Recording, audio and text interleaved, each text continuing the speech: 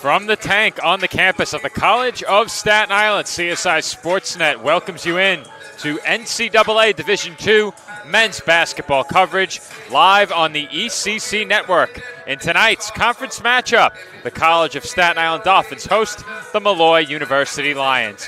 Good evening, everybody. Once again, my name is Joe Foreman, alongside my broadcast partner, Nick Durst, and this is the McDonald's pregame show. McDonald's, our great scoreboard sponsor here at the College of Staten Island, bringing you our pregame coverage each and every CSI Dolphins home game. And with only 3 seconds to go before the singing of the national anthem and introduction of starting lineups, we will step aside very quickly right here. But when we come back, we will have the starting lineups for both teams and a bit more on each of these two sides ahead of tonight's East Coast Conference matchup. Of Molloy University and your CSI.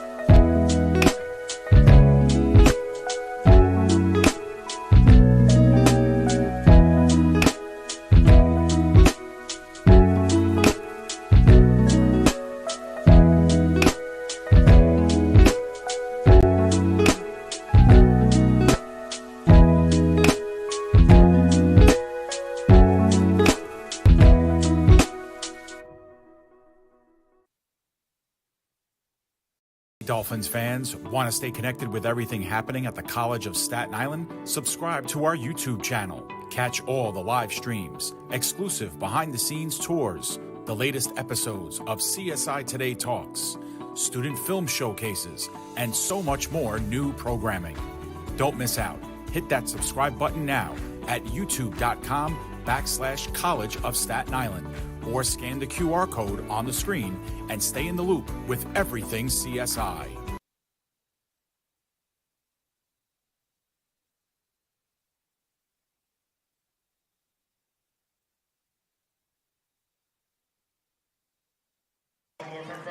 And we are back from the tank, just moments away from tip-off between the College of Staten Island Dolphins and the Molloy University Lions. Once again, my name is Joe Foreman, on the call alongside my broadcast partner, Nick Durst. This is the McDonald's pregame show, and being introduced out on the floor are the starting lineups, presented always by Jimmy Mac's Italian Restaurant and Pizzeria.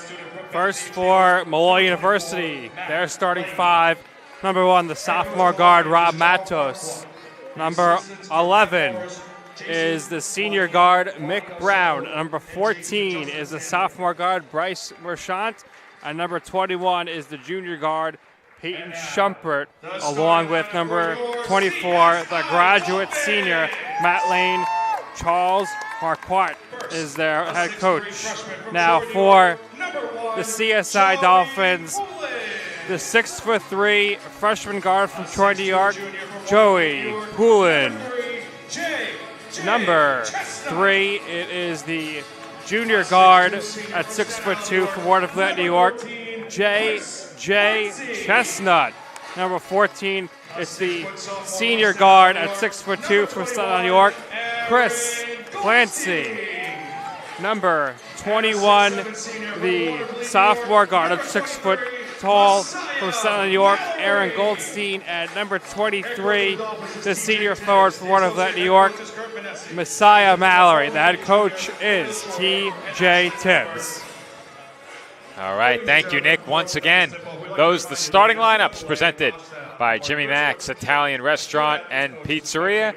And our pregame coverage, as always, is brought to you by McDonald's. And Nick, the Dolphins come in on a bit of a different trajectory than the women's basketball team entered the night. Women's basketball red hot in the conference, coming in on a winning streak. The Dolphins are hoping to snap a 2-game skid here tonight against the Molloy team that they have had some recent success against.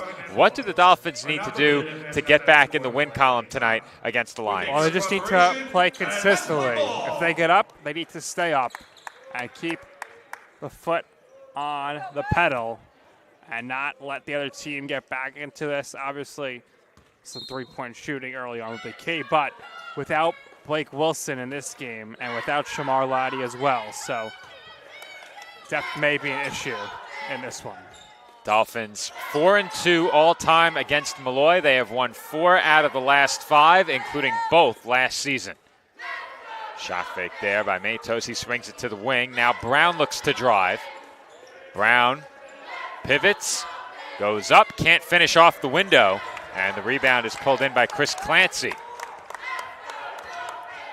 So this starting lineup, the starting 5, that I think the Dolphins expected to begin the season with, perhaps not without Blake Wilson in there tonight, but I'm not sure if it would have been Poulin, if it would have been Clancy, if it would have been Wilson rounding out that starting 5. Obviously, Clancy started the season injured. Poulin in the starting lineup to begin the year came out. So this potentially could have been the starting lineup on opening night had things broken a different way. 12 to shoot for Goldstein. He kicks out to Mallory. Mallory gets open. And the mid-range jumper is too strong. Poulin got his hands on it, but could not make the save. Nearly saved it there, but just out of his reach.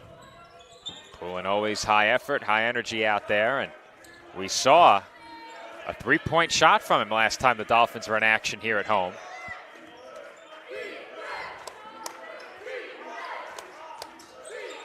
Matos with it, crosses over.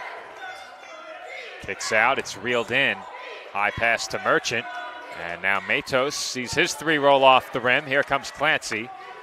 Quickly gives it up to Goldstein, who crosses the timeline and tries a 3. Short.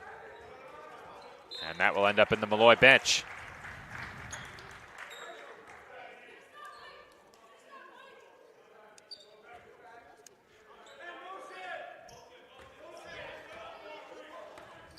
Brown will bring it up, defended by Chestnut.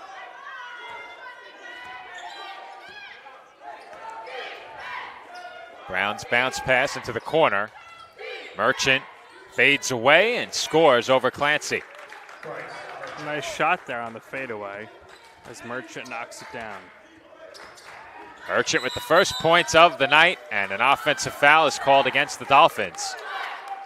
J.J. Chestnut extended the arm.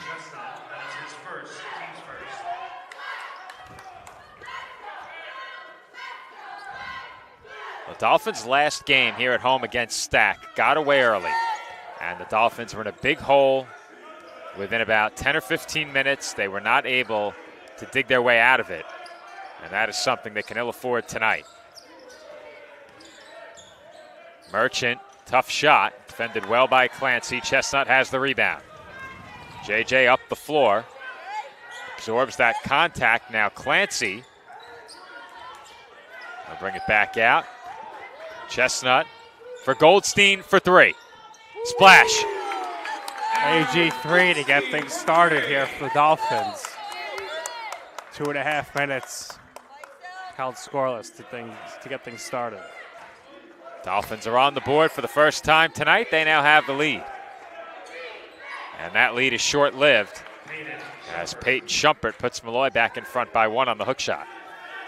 Again, nice job by him there, creating some space, and Shumpert knocks it in. Mallory left open. Splash. Mallory for 3. You can't see me as Mallory sneaks behind the defense there from the 3-point line and knocks down the 3. Step back 3. Rattles in for Matos. Nice job there by him.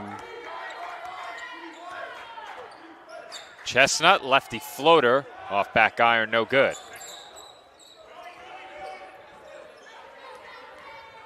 Brown kicks out. Feed back inside, and a block by Mallory on the shot by Lane. Again. Lane's second try, no good. Throws one up, and it rattles in. Well, it's hard to contain the 7'1" Matt Lane. Dolphins almost did it there. Not many players make Messiah Mallory look short out there, as Clancy can't finish.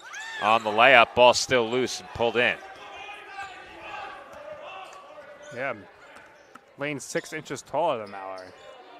Pull-up jumper, too strong by Schumpert, but the rebound goes to Molloy. Now Brown goes to work, he kicks out, and Schumpert no good on the second try.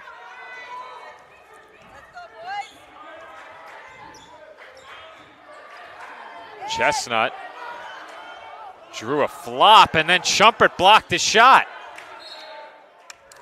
And it will stay Dolphins ball as that was knocked away from Mallory by Lane. Timeout, media timeout. With that, we head to our first media timeout of the first half. 15:31 to go in the first half. Dolphins trail 9-6. No, I'm right. The podcast that uncovers the origin stories of some of the biggest names in sports, media, and entertainment. Nick Durst here along with Joe Calabrese. Here we are, 200 episodes later, about 150 episodes with guests, our friends, soon to be your friends. Well, it's pretty clear, Joe, that it's all about You Know I'm Right, the podcast. That's my You Know I'm Right moment. Wanted to do a podcast, and everyone was like, what are you, crazy? Who's going to listen? You're not going to get guests. Well, guess what? I'm the best when it comes to getting guests. You can vouch for that. I am so happy that you asked me to do this. I couldn't have been more thrilled. And follow us on socials, check us out. I promise you, if you want to work in media, whether you work in media now, whether you want to quit your job and work in media, come to us, and I promise you, we will get you on the right foot. That's what it's all about, uncovering the origin stories of some of the biggest names in sports, media, and entertainment. Keep it locked on You Know I'm Right.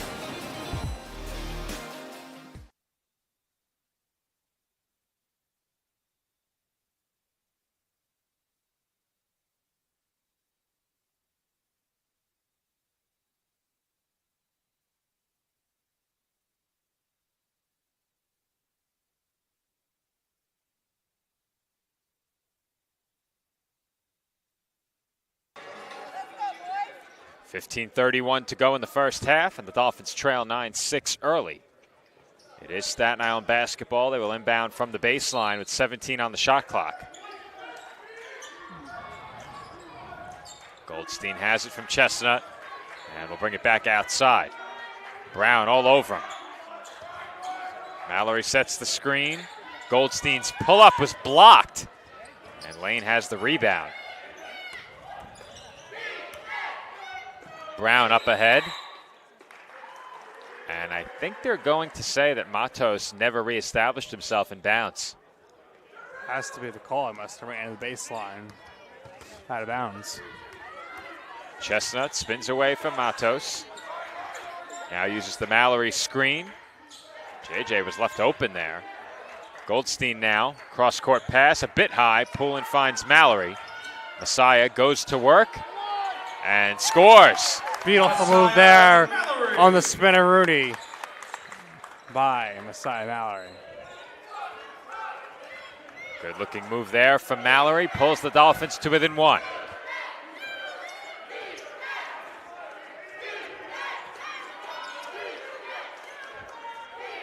Brown to the basket. Had to go up over Mallory. Tough shot. Lane has the rebound and the putback. Going to be extremely hard to box out Lane in the lane. Goldstein finds Mallory. Messiah gets inside and goes right around Lane for the easy two. A little five-knuckle shuffle there as Mallory gets to the basket and lays it up and in. Matos drops it off for Lane, who wasn't ready. And here come the Dolphins. Poulin for three. No good. But Clancy has the rebound. Quick move along the baseline, and Clancy threw it away.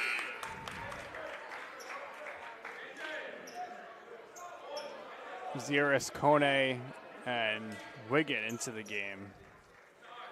Poulin, Clancy, and Goldstein to the bench. So Coach Tibbs looking to get taller here, bring in some height, but Matt Lane has gone to the bench. Under 14 minutes to go in the first half. The Dolphins trail by 1. On the other side, Joshua Malcolm in for Molloy. Joined by Sebastian Vasquez. This is Merchant off the crossover, backing in on Mallory, and his fadeaway won't go. Kone with the rebound. Here comes Ziris. Ziris looking, finds Chestnut.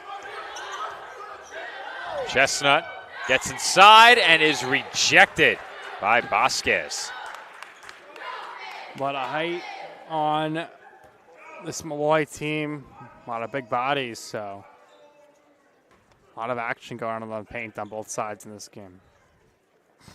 1 point game right now. Molloy up by 1, 11-10 with 13:11 left. Kone hands off to Ziris. Out to Mallory for 3. Splash. Another Messiah Mallory 3. He's letting them know that the champ is here, knocking down those threes. Matos answers right back on the break. Molloy wasting no time getting up the floor off the made 3.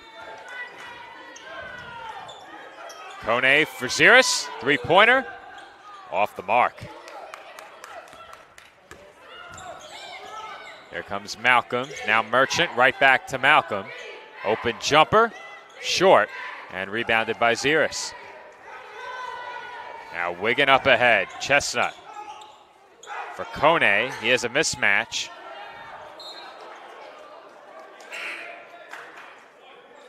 It will stay Dolphins ball.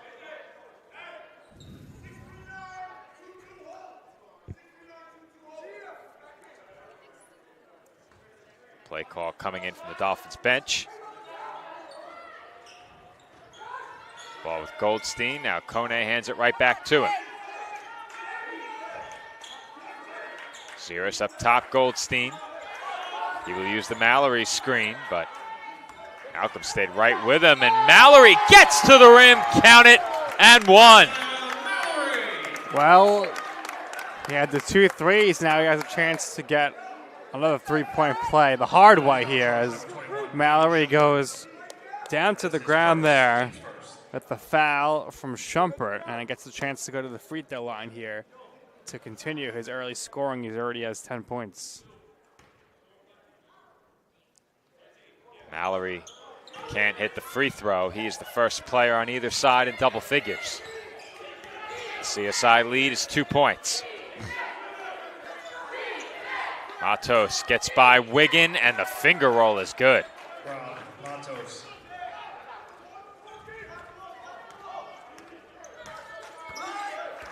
Ziris.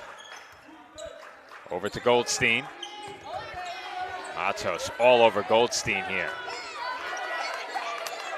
Wigan on the wing, bounce pass for Mallory. Vasquez defending Mallory, and he commits the foul. Oh, the second team foul. Sebastian Vasquez, that is his first, team second. That will be a media timeout. And that will send us to a media timeout. 11 and a half minutes to go in the first half. Our score tied at 15.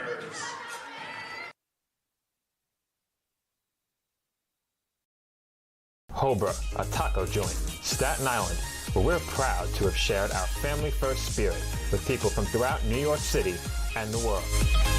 With indoor dining available both at the bar and on the floor.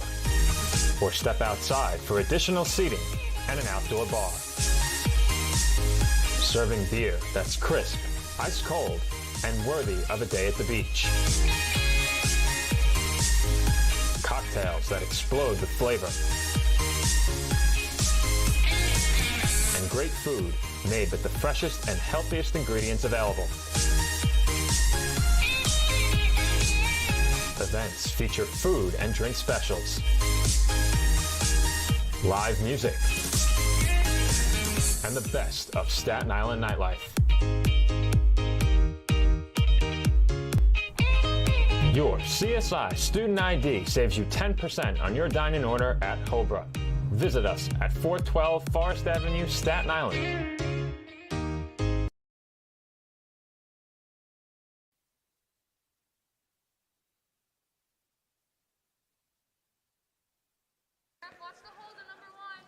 $11:30 to go in this first half. The Dolphins and Lions are tied at 15. CSI enters the night 7-11 overall as the inbound went straight to Mallory, and we've seen that play before. Yeah, usually with a high success rate.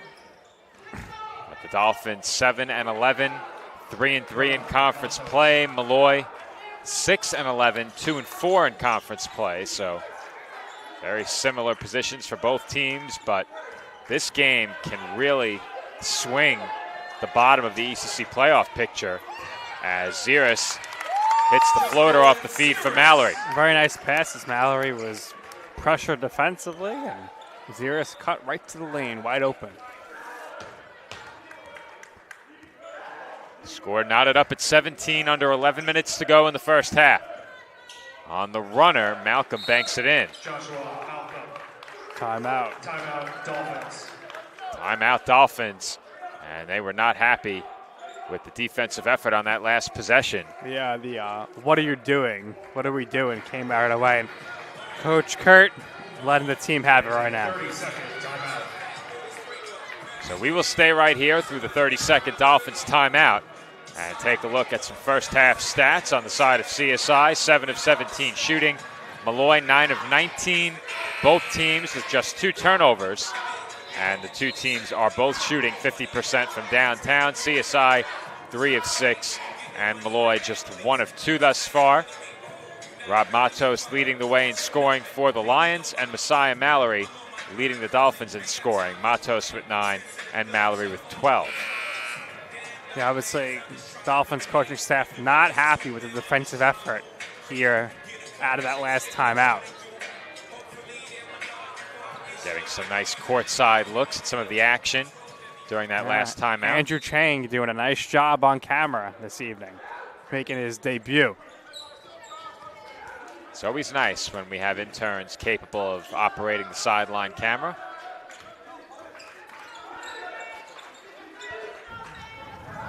Mallory back to the basket. Vasquez all over him, and that's not enough as Mallory banks it in. Mallory taking advantage right now with Matt Lane on the bench. You can tell, Nick, Messiah has it tonight. Everything he puts up is finding its way in. Well, I said it in the first game early on about Generally Sauerkind. It's just one of those games. I could say the same here for Mallory. Peyton Schumpert has 2 more from Molloy. He's now 2 of 4 with 4 points. Lions in front by 2. Mallory for 3. No good. You know Mallory's feeling good when he's taken 3 3-point attempts in the first half. Vasquez with that unorthodox release. Mallory almost got there and closed out. Molloy still in front by a pair. Ziris to Mallory. Mallory inside for Kone. Kone goes up, can't finish, has his own miss, and puts it back up and in. Very nice job there by Kone to clean up the glass on his own miss and gets rewarded with the easy points. He's only the 3rd Dolphin, or the 4th Dolphin to score in this game. It's been a back and forth game thus far. The two teams trading leads for much of the half. 9 minutes to go until halftime. Schumpert kicks it right out. Matos wanted the step back, pulling all over him. 2 to shoot. And the Lions do not get a shot off. Great defensive effort by the Dolphins. Molloy didn't seem to have much of an idea where the clock was.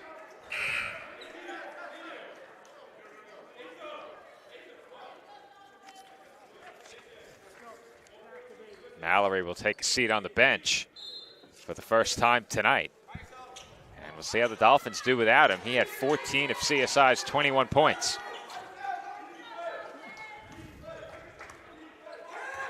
See who steps up here offensively for the Dolphins. Chestnut Gets right to the basket, but can't finish with the left. Shumpert brings it up and tries a three. And that's good. Peyton Shumpert from the top of the arc. Saw some room, took the shot, and made it count. Ziris cross court for Goldstein. Goldstein was stripped, now doubled, and finds Ziris, or at least found Kone, who found Ziris. And Poulin is the recipient on the easy layup. Really nice pass from Ziris to Poulin, who lays it in. Great ball movement there by the Dolphins.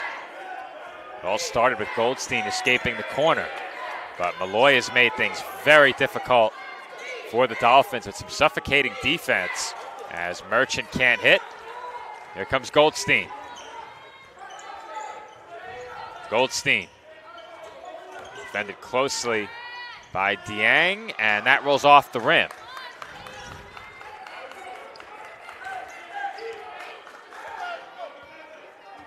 Under 7.5 to go in half number one.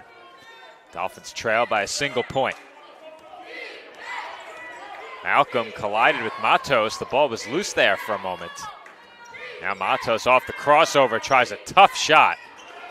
Off the mark and rebounded by Kone. Goldstein up ahead to Ziris. Ziris threw it off the hands of Poulin. Too hot to handle there, that pass. And we'll have a media timeout. 7:03 to go in the first half, and we head to another media timeout. Our score, Molloy 24, Staten Island 23. For me, just kind of was the glue that kept my family together, I feel like. I don't know what it was that drew me in, but after I started playing for a while and started seeing some early success as a little kid, to see how much it meant to my parents to see me play the game and try to make a difference was really what fueled me to keep playing and stay competitive. Being a triple major is not necessarily easy, but at the same time it is what you make it. Being a tighter-knit university, I have a lot of classes with the same professors, so they know me pretty well. I think it's that personal relationship that really helped me to thrive as a student. I was able to come here and get my triple major, as well as play a super high level of baseball against some of the best players in the country. There's a lot of options here in Division II with a lot of great ball players and a lot of great people, and they make sure that they give you every opportunity to succeed on and off the field.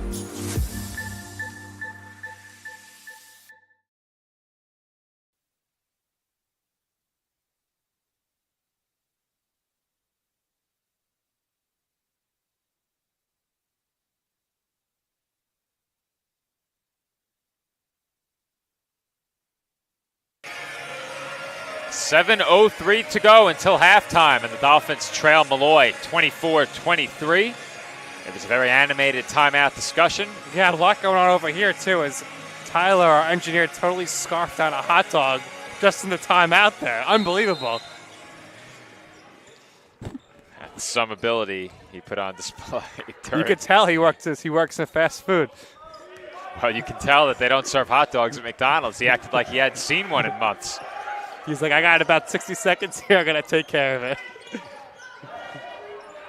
15 to shoot, and Shumpert knocks down the fadeaway. Shumpert leading the way for Molloy. Here comes Goldstein downhill. Drops it off, and Chestnut scores. Well, nice shot there by Goldstein. It was probably going to end up being fouled to give it off to JJ, who lays it in. They made the right play in midair. Dolphins trail by one again. Haven't led in quite some time as Shumpert's three is off. Here comes Clancy. Clancy for Goldstein. Right back up top. Clancy to the basket, and he had it stripped away. Jump ball called, and possession arrow favors the Dolphins. Mallory checks back in now for Kone. We'll see if off the inbound we see Mallory once again shooting without touching the floor.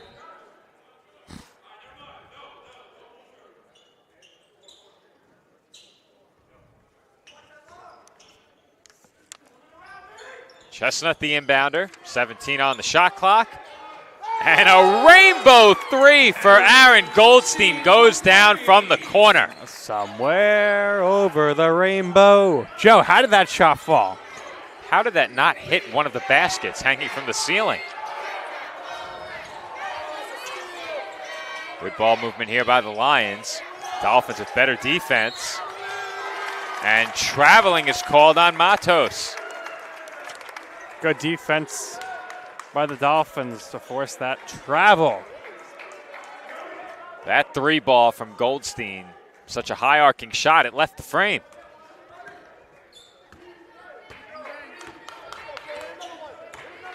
I thought maybe it was blocked out of his hand. Dolphins with that bucket took the lead back. They are ahead by 2. And Chestnut traveled.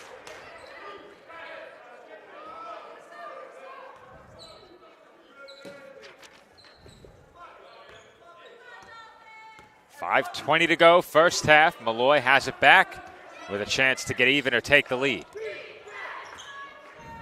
Matos defended by Chestnut. He looks to attack, shot fake, and gives it up.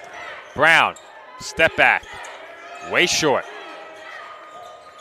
Dieng with the rebound, finds an open shooter. That is Schumpert, in and out. And Goldstein has the rebound. Here come the Dolphins. Chestnut crosses over to his left and will send it back outside. Here comes Clancy to the basket. Too strong. And Poulin has the putback. We talk about it every game, but Poulin always does those gritty things, giving his team second chance opportunities, and there takes it into his own hand and lays it in off the offensive board. Now we have some sort of confusion, a whistle here.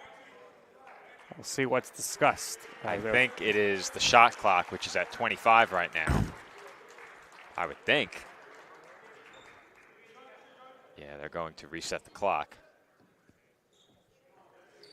29. Now. Dolphins by 4. They are in the midst of a 7-0 run right now. Merchant back outside for Brown. Now Matos has it again. 15 to shoot.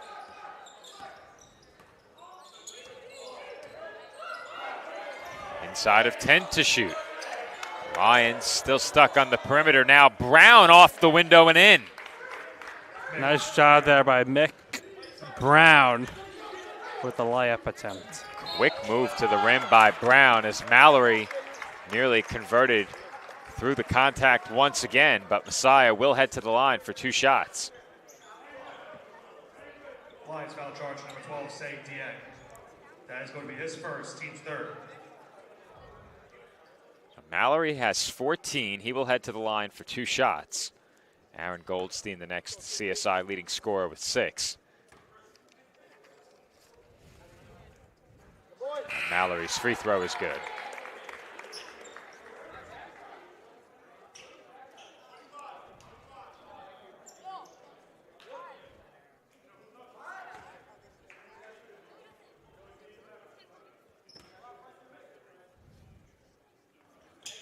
And Mallory goes 2 of 2 from the line. Now, Nick, shouldn't it be 32-28? Well, if he made 2 free throws, yeah. It was. Yeah. That layup is good. Nick, you take over. It's 32 on the scoreboard now, but They got our it now? stats are behind. Well, I'm not worried about the live stats. I was worried about the venue scoreboard.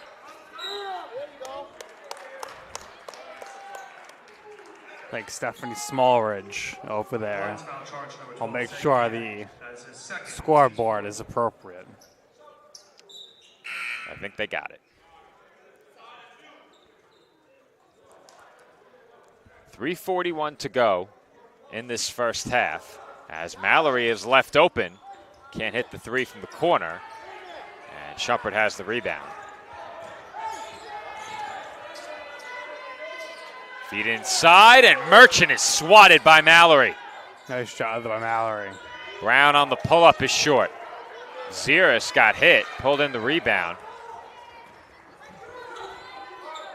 Shot there by Molloy was impacted by pooling. Clancy, in and out. Watch out. Referee almost got in the way there. I thought that was headed straight for us. Under 3 minutes to play in the first half. Matos, too strong on the fade. Zierus for Clancy. And that's a CC3. No closed captioning needed there as Clancy knocks down the 3. Dolphins with their largest lead of the game, 5 points. Feed goes inside to Lane. He's quickly doubled. Now Brown for Schumpert. And he answers right back with a 3.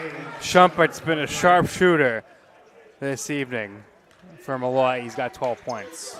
He has a line drive shot.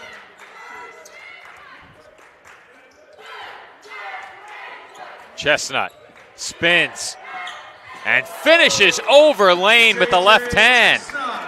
JJ so skilled with the left hand. Tough shot from JJ Chestnut. Entry pass tipped by Poulin, stolen by the Dolphins. Here comes Chestnut. Now Zierus for Mallory. It goes through his hands. And the Lions with a 3-on-1 are fouled. Good effort there by Clancy to get back and deny the easy basket. You know, his teammates and coaches love that. And that will send us to our final media timeout of the first half. 1:39 to go until halftime. CSI leads 37-33.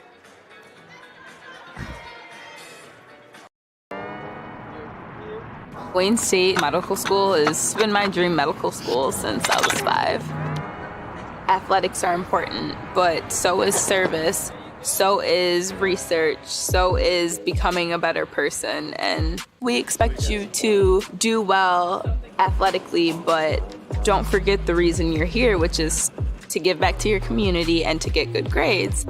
It was my sophomore indoor season. It was the first year with our new head coach. And he comes in and he's like, we could be a national contending team if you guys work hard. And I heard him and I was like, well, I want to be a national champion. I want to be an All-American. And I bought in because he bought into our team. And I qualified to go to indoor nationals. I decided I wanted it, so I went and grabbed it.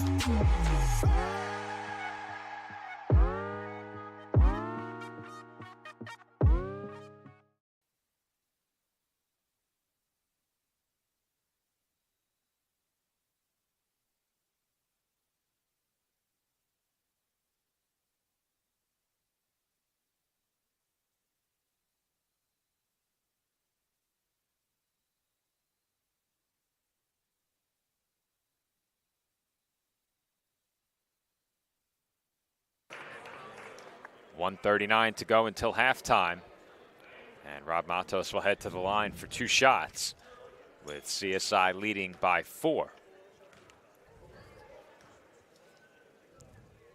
First free throw is good.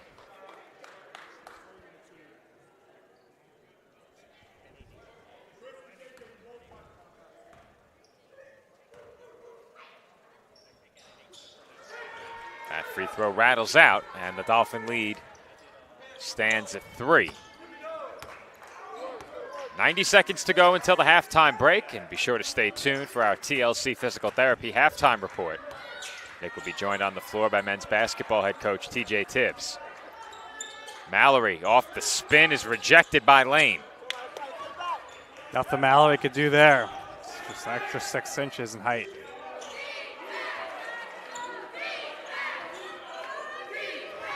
Matos off a series of crossovers finds Lane, and that's off Mallory's foot.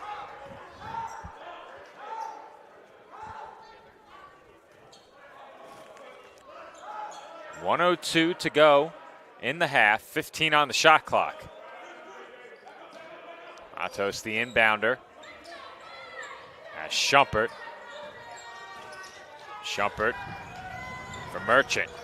Clancy all over him. Stripped it away. Saved by Merchant, and Schumpert knocks down another 3. He's done it all game long. Continues to do it there, tie game. Ziris, way too strong as he went for the 2-for-1. Timeout called by the Lions. We would guess this is going to be a 30-second timeout, and it sure is, so we will stay right here. Shooting numbers for both teams in this first half, nearly identical. Both teams shooting between 45 and 46%. From beyond the arc, the Lions 4 of 10. The Dolphins now 5 of 12, almost identical there. Turnovers are identical at 5 apiece. Rebounds +1 in favor of Molloy. So Nick, just about every metric has these teams neck and neck, just as the scoreboard would indicate. Yeah, 37-37, as our colleague Joe Calabrese points out, but this has been an evenly matched game. Nobody's really had the advantage either way so far. I think if you take a look, the biggest advantage held by the Lions would be the fact that their scoring has been a bit more balanced. 15 for Shumpert, 10 for Matos. On the side of the Dolphins, Mallory has 16, no other Dolphin with more than 6. As Matos is rejected, the Dolphins can hold for a final shot. Poulin for Ziris. And the Dolphins appear as if they will hold for the final shot of the half. Matos defending Ziris closely. 10 seconds to go. And Ziris was fouled. Not many fouls called in this first half. That was the 15th foul from Molloy. The Dolphins with just 2 team fouls in the half. Got a Brandon Clancy here, also JJ as well, to increase the shooting percentage from the field here. And another foul would give Molloy 6. There's your foul to give. Just trying to wind down the time here and not let the Dolphins get a clean look. Well, they heard me say not many fouls called. They had to make sure they called a couple. Joshua Malcolm in the game now. 5 seconds to go. Chestnut doubled. Hook shot is good. And that will do it for the first half. The Dolphins score with just over a second to go before halftime. And Nick, was the score not tied already? It's 39-37. 39-37. And with that, we will send it to halftime. Our TLC Physical Therapy halftime report coming up next.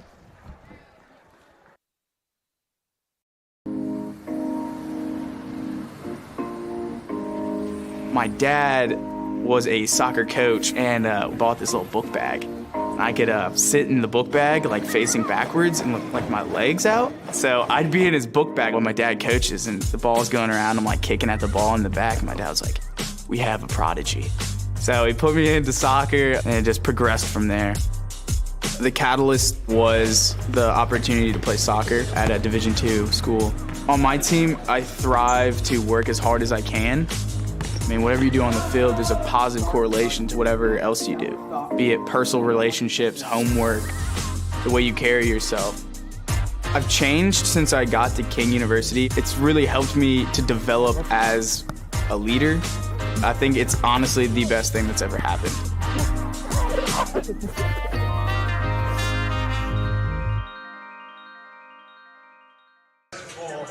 And we are back for our TLC Physical Therapy halftime report. Nick is joined down on the floor by basketball head coach, TJ Tibbs. Thanks, Joe. Coach, coming into today, a little bit of a rough skid here.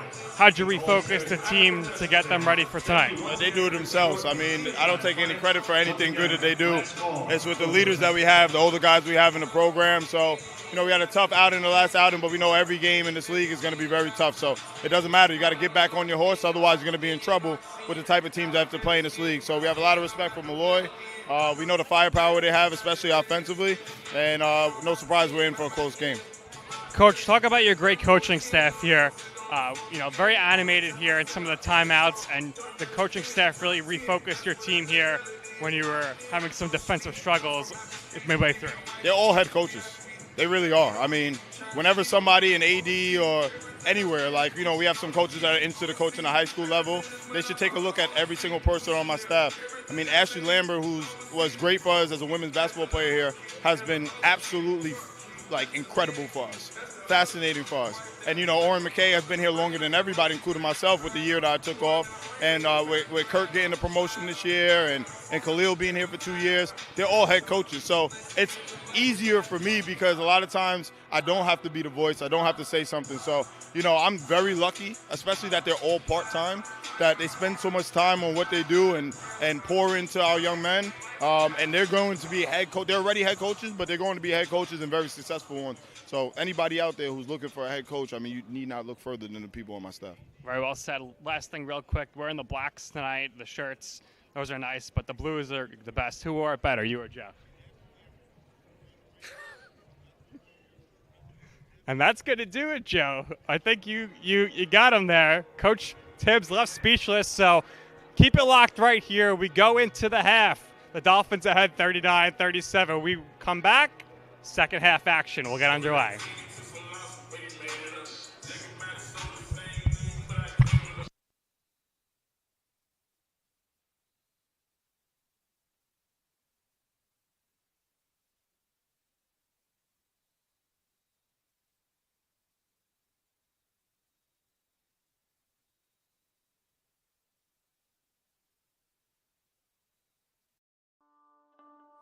Basketball has a special place in my heart because of the experiences it has given me and the purpose I have found along the way. Basketball taught me that success doesn't require perfection. Rather, I should pursue excellence in everything that I do. Basketball has led me on a journey where I've accumulated numerous life lessons to value relationships, practice integrity, and demonstrate commitment. I've learned to welcome mistakes and not only accept adversity, but embrace it. It has the unique effect of eliciting talents in someone which would have otherwise lain dormant. It is something that builds character, an element that is essential to a player's growth and development. You sometimes wonder if all the mornings and late nights are really worth it. Then you look to your left and right, and you see your teammates beside you, and you know you're not alone. And it's comforting. When you're part of a team, there's a special joy in playing for something bigger than yourself. Basketball taught me how to embrace a community. Like music, it brings people together. When you make contributions to your team, your program, it's a rewarding feeling knowing the impact you have on the larger community when you observe how much it inspires the people around you.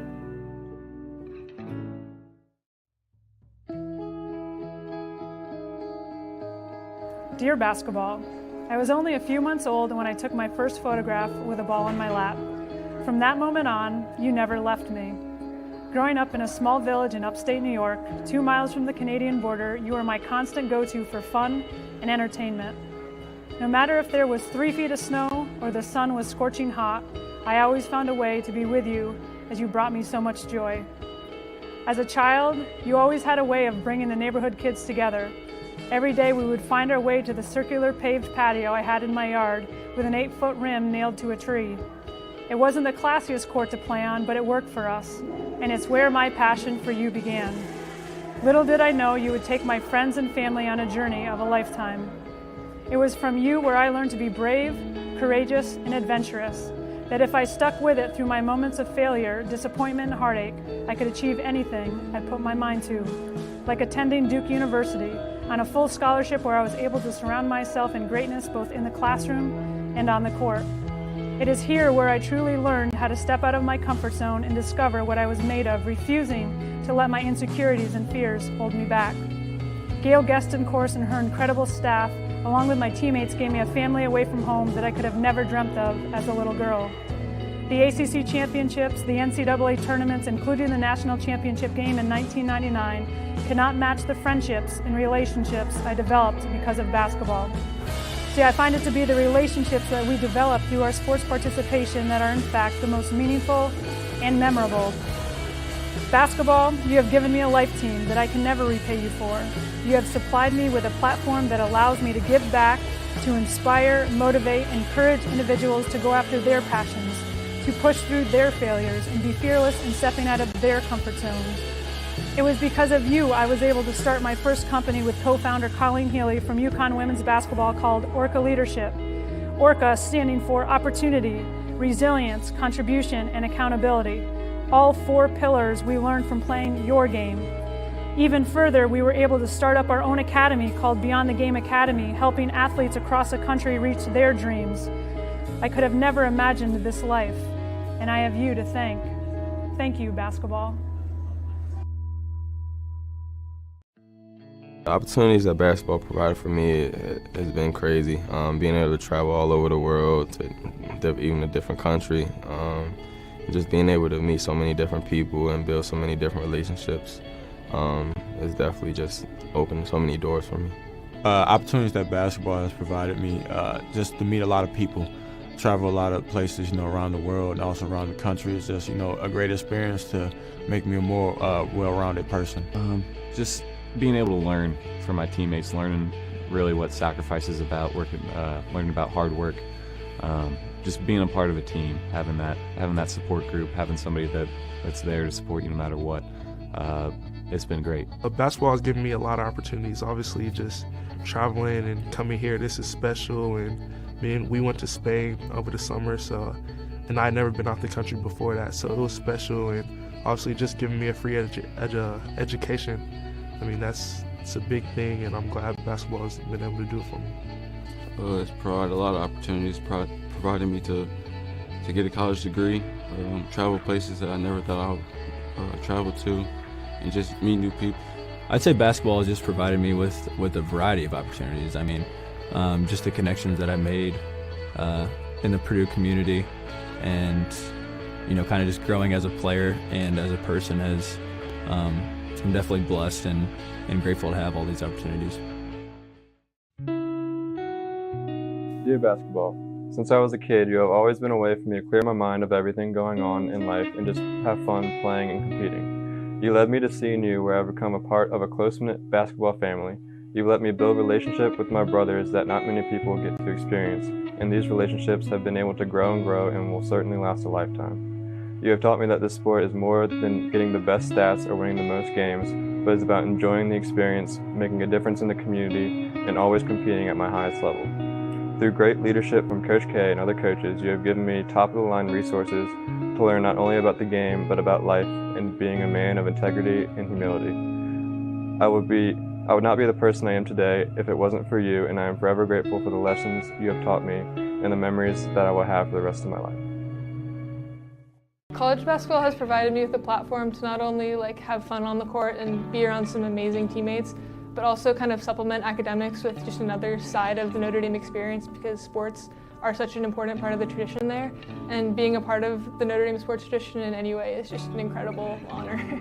It's amazing. Just being here all week, there's just so much recognition for such an amazing sport and such amazing teams that are here, and to be a part of that in any small way is just incredible, and I'm so lucky to be here. Just the value of determination, perseverance, and self-confidence in getting where you want to go in life. I've definitely learned a lot being around a team of such strong, inspiring women, and I can only hope to emulate their talent on the basketball court and other parts of my life.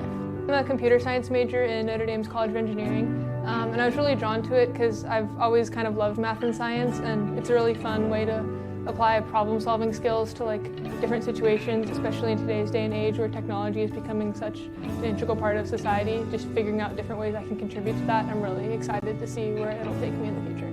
I think just the general mindset of approaching something from how can I solve this in not only the best way but the most efficient way, because there's a big emphasis on that in a lot of my classes, and just kind of seeing how the sports world and the academic world can overlap, even with just the GPS things that we wear during practice to keep track of how hard we're working. Just the technology behind that is super interesting to me also.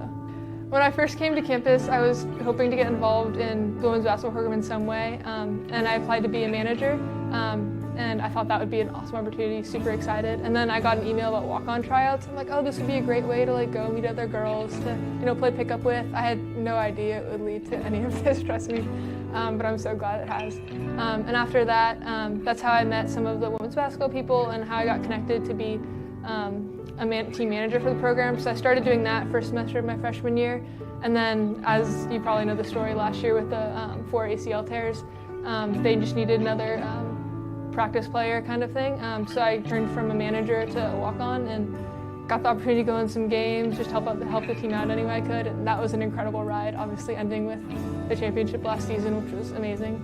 And then same thing this year, kind of just some injuries happened and they need someone to step up. So, I mean, I'm here to be whatever they need me to be, and I'm so blessed to be a part of this program in any way.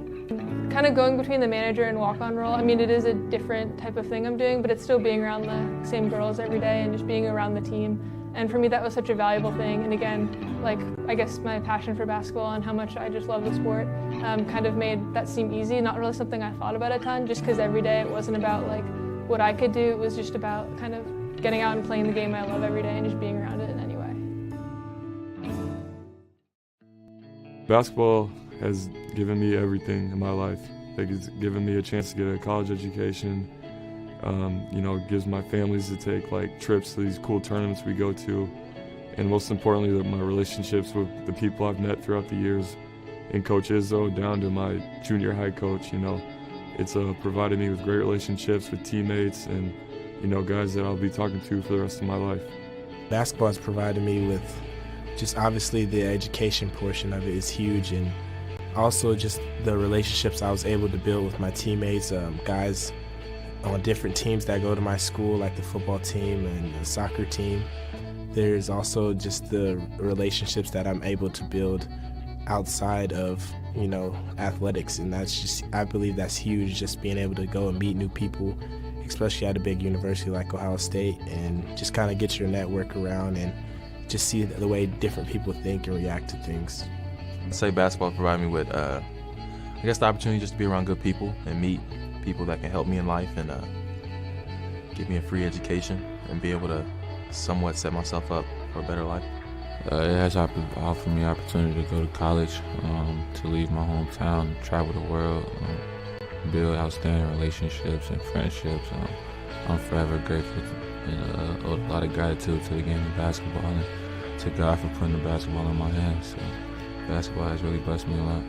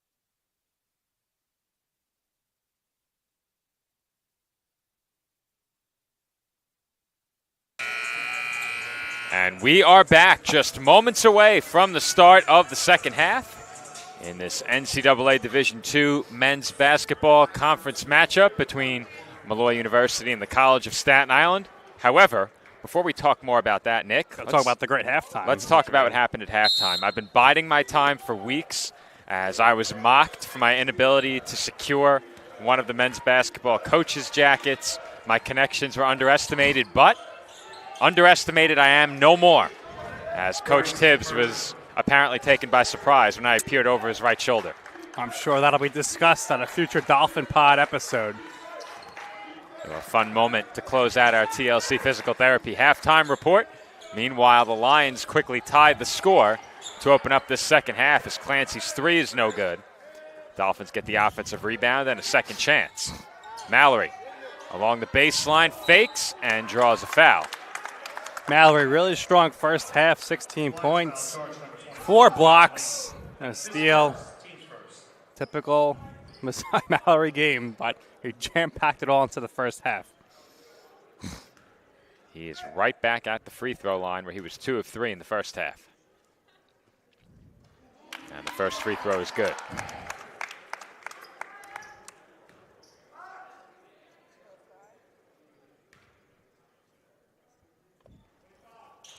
And Mallory goes 2 of 2 from the line. Dolphins back in front by a pair. This game has been back and forth from the start. Matos, too strong from the corner.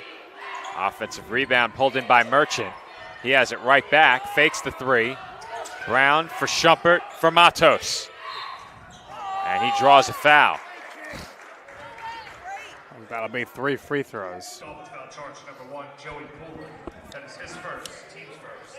We've had 7 lead changes in this game, and now from the line, Matos can make it 8.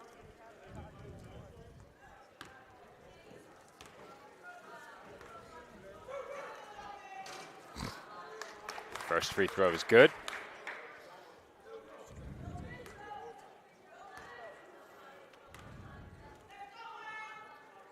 As is the second.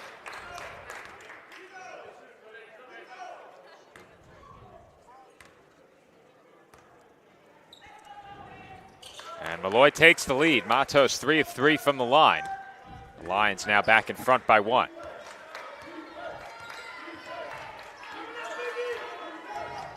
Thus far tonight, and you mentioned it earlier, Nick, the Dolphins utilizing just an 8-man rotation.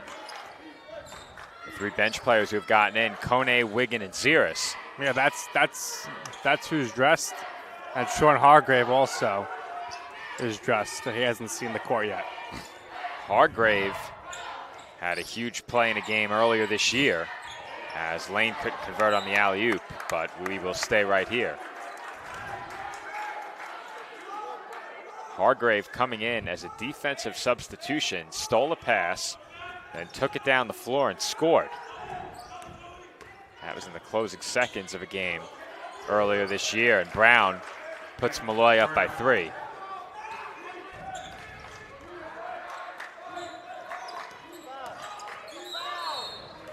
Blocking foul, the call. Lions foul charge number 11, Mick Brown. That is his first, team second.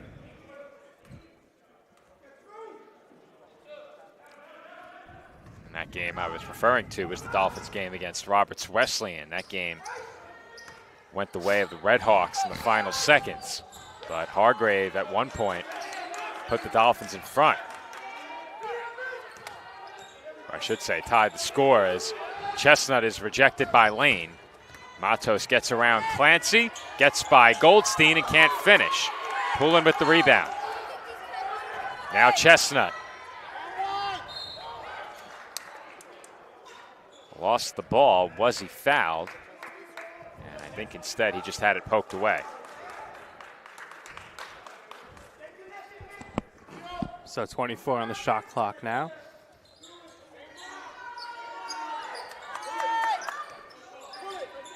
Goldstein, floater, high off glass, no good. Lane with the rebound.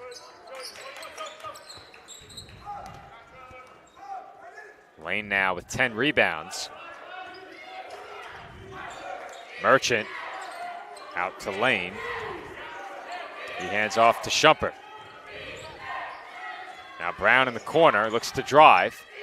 Fadeaway jumper, way too strong. Lane with the rebound, can't put it back in. He's doubled and tripled, and finally fouled. Triple team there. Have to do what you can to not allow Lane an easy layup. And to prevent the easy 2, the Dolphins foul him and send him to the line. First free throw, no good.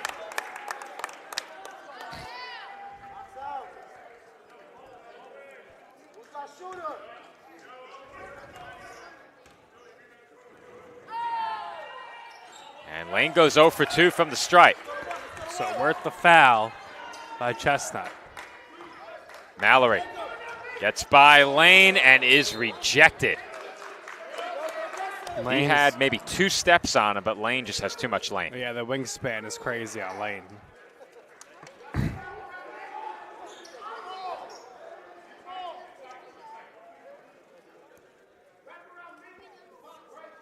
I don't think I've ever been on the court myself playing in a pickup game of any kind over the years with anyone taller than 6'4". Poulin off the mark from 3, but I can't imagine trying to score over someone that tall. Yeah, almost impossible. Well, for us common folk, it's impossible. I'm not very good anymore. Our staff versus students final score can attest to that. Yeah, you held off the shot sheet, held off the scoring sheet. I think you had a shot attempt. 1 shot. At the buzzer beater. It was best that I didn't attempt any more than that. We'll be back, but not better than ever next school year. We need some practice beforehand. But we will definitely be winning. As Lane throws down the alley-oop dunk. Impossible to stop on that perfect. We'll be winning the football game. I was going to say, we'll be winning the football and softball games. Mallory answers back with a 3. Cy Mallory, 3 3-pointers made. Is that a career high or at least tying? I would guess that 3 probably ties a career high. That would be my guess. That's what I was thinking as well. So we do have the ability to check that.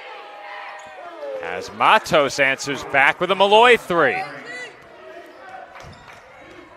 Back and forth here in the second half, and the Dolphins trail by 5 again. Mallory. No good on a short push shot. Long pass from Merchant, taken away by Clancy. Nice steal. And Goldstein was fouled. Lions foul charge number 11, Nick Brown. That is his second. We're going to have a immediate timeout, but I think Sean Hargrave is going to check in after that. Nick, Mallory had a game with 5 threes made this year. Had to be on the road. It was. It was at Wilmington. So all right, we'll see if he can tie it or surpass it. We'll see if he's done better than that during the break, and we'll be right back with the Dolphins trailing 49-44.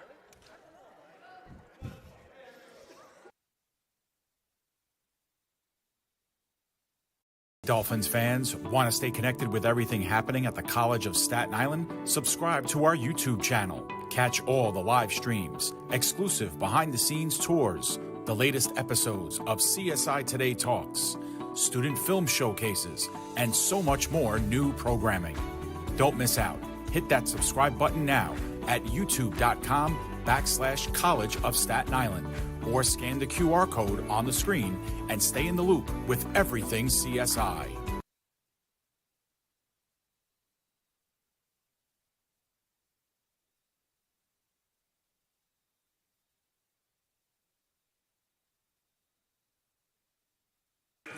And we are back with 15:46 on the clock in the second half. The Dolphins trail Molloy University 49-44. And Nick, the power of sidearm stats. We went back and did some digging. As I mentioned going into the break, Messiah Mallory's career high in 3-pointers made in a game was achieved earlier this year, less than a month ago, at Wilmington on January 4th. Before that, he had made 4 3-pointers in a game one time. Well, we'll see if he's able to surpass that. As I did mention before the break, Sean Hargrave checking in for the Dolphins to try to give some height to help with Matt Lane on defense. It is Dolphins ball. Goldstein has it. Feeds Mallory. Mallory was doubled, works away from it, and draws a foul. Nice job by Mallory there to just get a shot attempt up because he really had no chance to score there. He's fouled, and he'll go to the free throw line. And a quick correction before the 5 threes at Wilmington earlier this month. Mallory had 4 threes in a game twice, not once.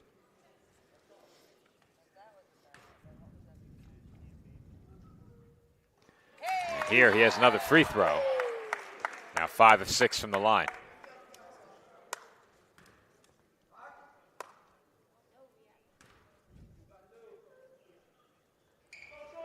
And Mallory goes 2 of 2 from the stripe.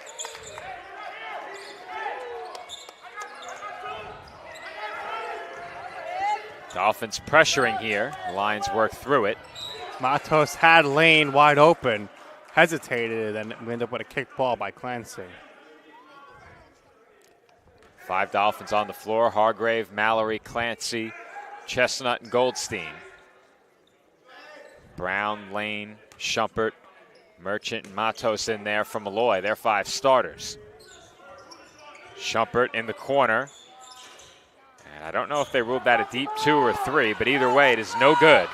Here comes Goldstein with some speed to the rim. Can't finish. Lane with the rebound. Pass to Merchant. He thought about the 3. This is Brown now. Working against Mallory. Gets to the rim. Can't finish. Tipped by Lane. No good. And Mallory has another rebound. Tough rebound. Chestnut draws the foul and will head to the line with a chance to make it a 1-point game. JJ does a great job of getting down the lane and to the basket. And oftentimes he's either going to score or get fouled. Rarely would you see a miss.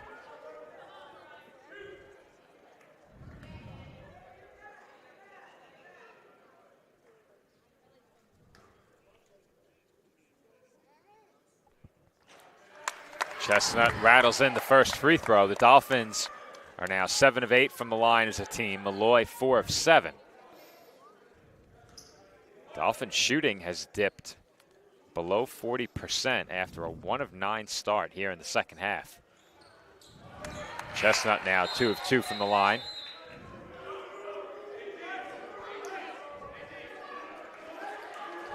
Joshua Malcolm back in for Molloy. 1-point game now. And the Dolphins steal the inbound. Hargrave lost it on the shot attempt. Here comes Mallory. And he rattles it in through the contact and one.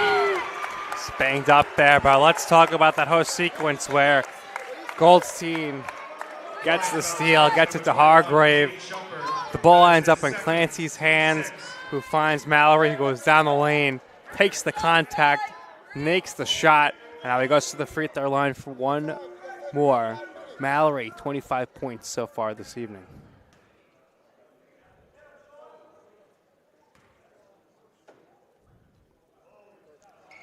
Mallory's free throw is good. And the Dolphins lead it by 2. Dolphins continue to pressure. Matos has it with some room. He's now doubled. And his pass was stolen and taken back. And Matos banks it in. I don't know how Matos was able to get that shot off. He was backwards. Mallory left open, thought about the shot. Instead, the Dolphins will reset. Chestnut. Backing in on Matos. Finds Mallory. 8 to shoot. Mallory is rejected by Lane. Yeah, Mallory's still shaken up from that foul before. Looked like he took a shot just below the waist. As that shot is no good. Great effort there on the box out by Goldstein. How about that? Goldstein getting the ball away from Lane on the rebound attempt. JJ tackled there, and they're going to rule it that he threw the ball out of bounds. I think he did, Nick. Incidental contact? Yeah, I don't know if there was much there. I think he just lost it. But with that, we head to immediate timeout. 13:40 to go in the second half, or at least it looked like it. Both teams were on the floor, but no immediate timeout. Not yet. Sticking with Did we have one here. inside of 16? I don't think so. But I think well, then we should be having one, but we might have gotten just inside of 16 minutes. Hargrave left open. And Wiggin had put back on his mind there. It went through his hands. Hargrave has it again and lays it in. Nice effort by all the Dolphins there. And Hargrave, the beneficiary, gets the layup.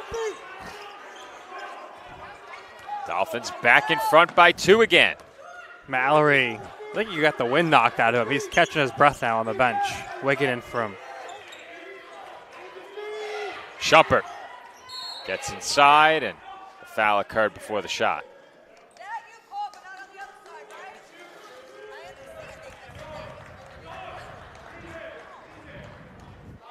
Dolphins will inbound, or I should say the Lions will inbound. With 20 on the shot clock, 13:07 to go. Matos is fouled. Now, they didn't let him land, but is that a natural shooting motion, Nick? I don't know. It's close. Tyler, let's get a replay of that. Might have been kicking his leg out, really. I think he gave it the old Reggie Miller, Jason Kidd leg kick. That being said, I don't think he could have landed cleanly anyway. Dolphins were in very tight on him.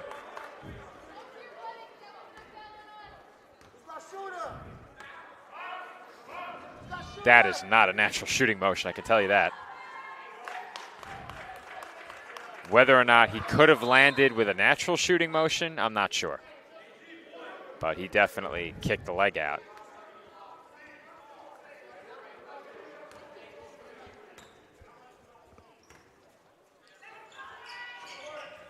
And Matos goes 2 of 3 from the line. Dolphins maintain a 1-point lead. Goldstein for Ziris.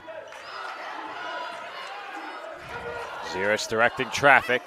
Has Goldstein. Goldstein on the drive, fakes. And the fadeaway is an air ball, but Kone has the rebound, can't finish. But on the second try, he's got it. Great effort there by Kone. A couple of offensive boards, leads to a basket. Schumpert off back iron, rebounded by Goldstein. Schumpert was left wide open there. Ziris is fouled. Blind foul charge number 22, Sebastian Vasquez. That is his second. Team 7. Move the ball, let's go!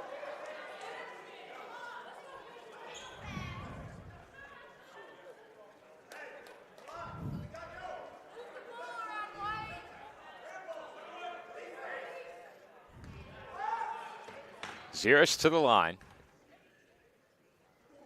And he hits the front end of the 1-and-1. So the Dolphins are in the 1-and-1 bonus with 12:14 to go in the game. They have 5 team fouls, so if they can keep that number right there. Yeah, should be an advantage for them.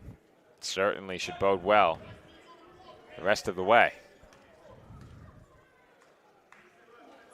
Ziris goes 2 for 2 from the line. The Dolphins are now have Matt 11 of 12 from the stripe.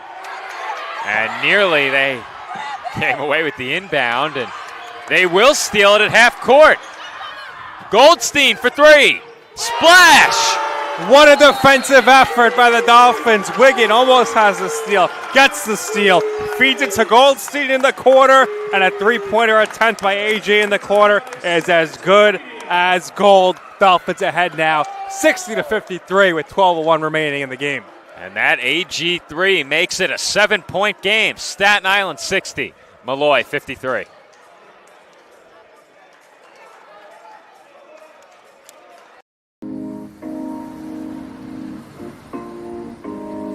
My dad was a soccer coach and bought this little book bag. I could sit in the book bag like facing backwards and look like my legs out. So I'd be in his book bag when my dad coaches and the ball's going around. I'm like kicking at the ball in the back. And my dad was like, "We have a prodigy." So he put me into soccer and it just progressed from there. The catalyst was the opportunity to play soccer at a Division II school. On my team, I thrive to work as hard as I can. I mean, whatever you do on the field, there's a positive correlation to whatever else you do, be it personal relationships, homework, the way you carry yourself. I've changed since I got to King University. It's really helped me to develop as a leader. I think it's honestly the best thing that's ever happened.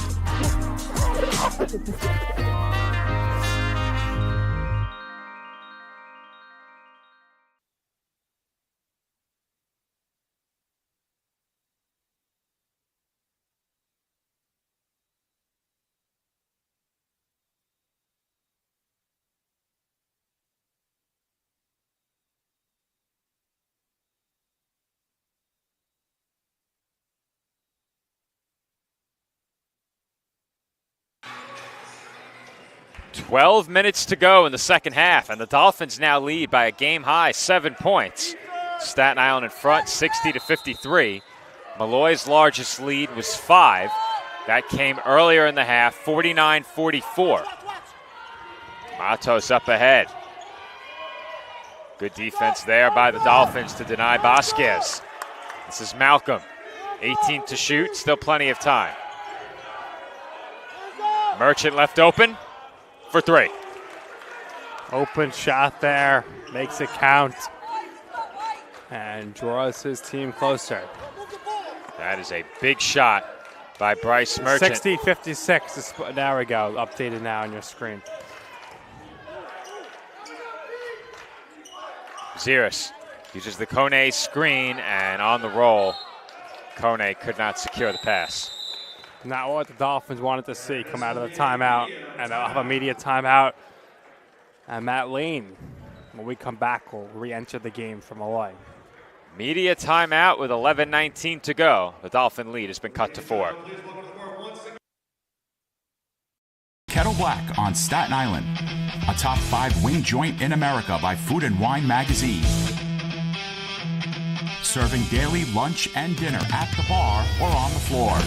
Perfect for family and group parties with top shelf drink and delicious food. From great times with good friends, live sports and watch parties, to Staten Island's hottest nightlife. The Kettle Black features live music and DJs weekly. The Kettle Black features daily and nightly food and drink specials. The best Staten Island has to offer is at the Kettle Black. We'll see you there at the Kettle Black, located on 415 Forest Avenue, Staten Island. 11:19 to go from the tank, where the Dolphins lead Molloy University 60-56 after a 1-of-9 start in the second half. The Dolphins have hit 4 of their next 8 shots. They're shooting back up above 40%. On the side of Molloy, they are shooting 43%, but it's been a tough few minutes for them as the Dolphins went in front by as many as 7. Bryce Merchant responded with a huge 3 from the top of the arc to cut the lead to 4. Yeah, we'll see how the Dolphins are able to continue here defensively. And they force a travel. Works out there. I got to give credit to Sean Hargrave, who's been playing here the last 5 minutes, making a major impact in the game. Dolphins have a lot of size out there on the floor right now at the forward spots. This is Goldstein. Bounce pass to Wiggin, and he lays it in. What a feed.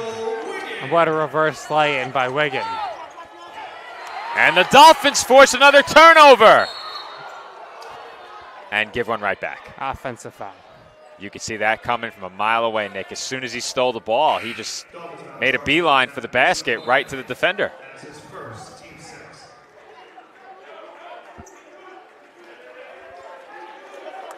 Nonetheless, you have to love the defensive effort from the Dolphins now, especially in these last couple of minutes. They've clearly been giving Molloy a lot of problems. Lane all alone, misses the dunk. But Merchant makes the save. Matos, jab step. Thought about the step back. Good defense by Wiggin. That's a lot of size for Matos to contend with, having Wiggin on him. Ziris got his hands on that shot, but Lane has the rebound and putback. Yeah, Mallory's still shaking up, but he's going to check in here to try to guard Lane. He looks very uncomfortable over there. Yeah. Maybe it's just uncomfortable with what he's seeing. I think he's still trying to recover from that shot when he drew the foul. Ziris throws up an air ball in the open pull-up. Merchant all alone, lays it in. 2-point game. How about this answer from Molloy? They were trailing by 7. That lead already down to 2. Great job by Molloy to recoup. Goldstein throws it up, and Kone was fouled. They'll go to the free throw line here for 2 big free throws. And Dolphins now really haven't been able to take advantage of the one-on-one situation, but now 8th team foul for Molloy.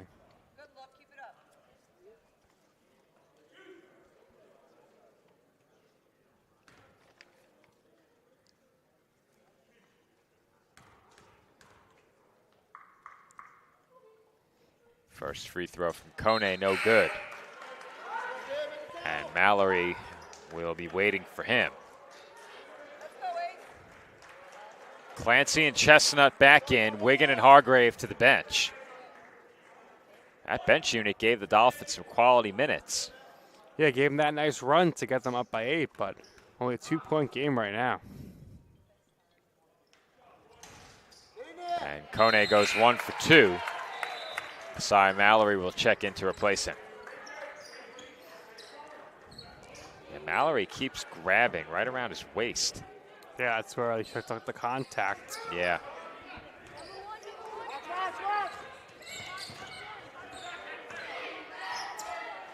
Under 10 minutes to play now. 3-point Dolphin lead. Brown rejected by Mallory. Showing no ill effects right there. Yeah, you want some, come get some. Mallory with the hustle, loyalty, and respect on the block. He's going to gut this out, but it's going to be, oh, it was tipped, so it wasn't a backcourt violation. Yeah, I couldn't tell that that ball was tipped. Goldstein open pull-up. Too strong. And Shumpert couldn't corral the rebound.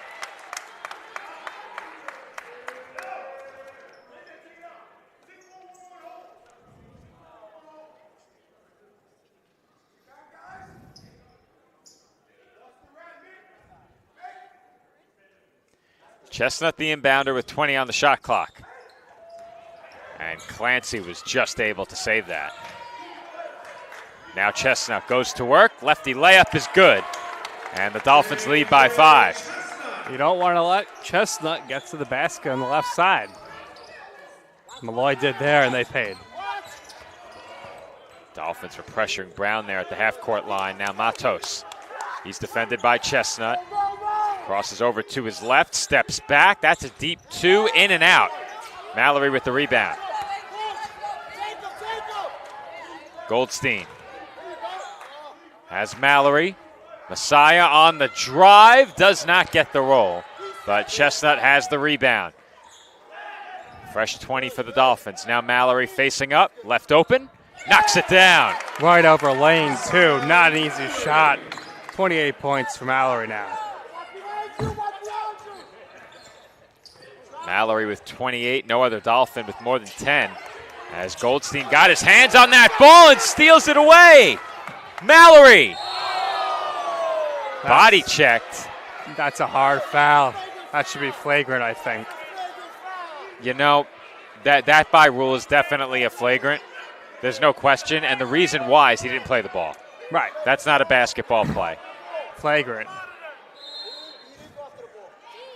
That's definitely going to be a flagrant foul. Well, if we were able to, we could show the replay here, but the officials won't look. It's certainly a flagrant foul. They're going to discuss it. We'll see what they decide. I don't think that will take much discussing. I think that's definitely a flagrant foul. All right, we'll go over. There was no play made on the ball. We'll stop and listen to Nick Bavoda, our public address announcer here, with the call. That's a flagrant foul. I don't think we need any help with that one. If that's not a flagrant foul, I'd be shocked. So already. The call of the court is a flagrant 1, charge for 21. That is his 4th foul. Team's 9. Not only is that a flagrant foul, Nick, that's Shumpert's 4th. And Shumpert's been their go-to offensively. I don't know how he can possibly argue that call.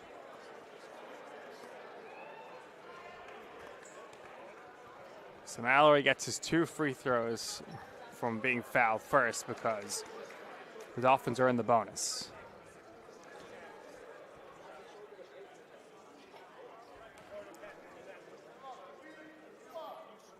First is good. Mallory now 8 of 9 from the line. 29 points. May have to start looking at career highs soon. We still have 8 minutes to go. Yeah, he's definitely had over 30, but I think if he can hit 40. I'll tell you right now what his career high was. His season high is 29, so with 30, he surpasses that. Actually, that was a couple of years back. His season high this year is 26.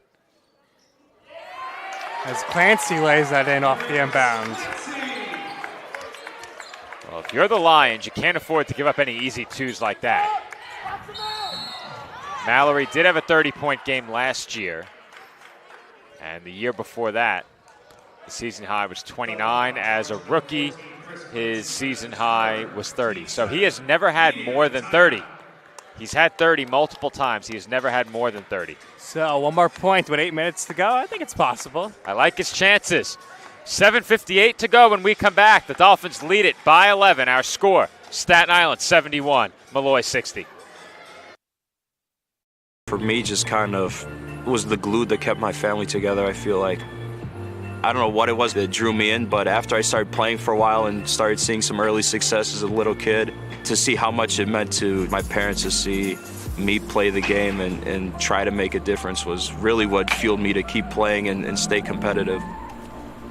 Being a triple major is not necessarily easy, but at the same time it is what you make it. Being a tighter-knit university, I have a lot of classes with the same professors, so they know me pretty well. I think it's that personal relationship that really helped me to thrive as a student. I was able to come here and get my triple major, as well as play a super high level of baseball against some of the best players in the country. There's a lot of options here in Division II with a lot of great ball players and a lot of great people, and they make sure that they give you every opportunity to succeed on and off the field.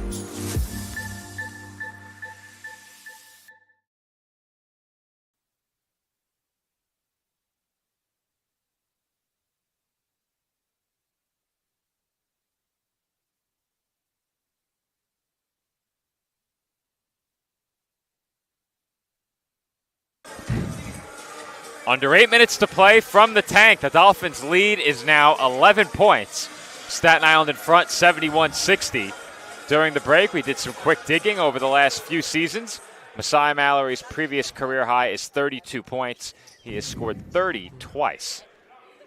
Tonight makes it 3 times, but 32 is Messiah's career high. Makes that 1,000 points even more impressive, especially when he hasn't shot too many threes. Just been a really good, consistent scorer throughout his career. Meanwhile, Molloy at the line.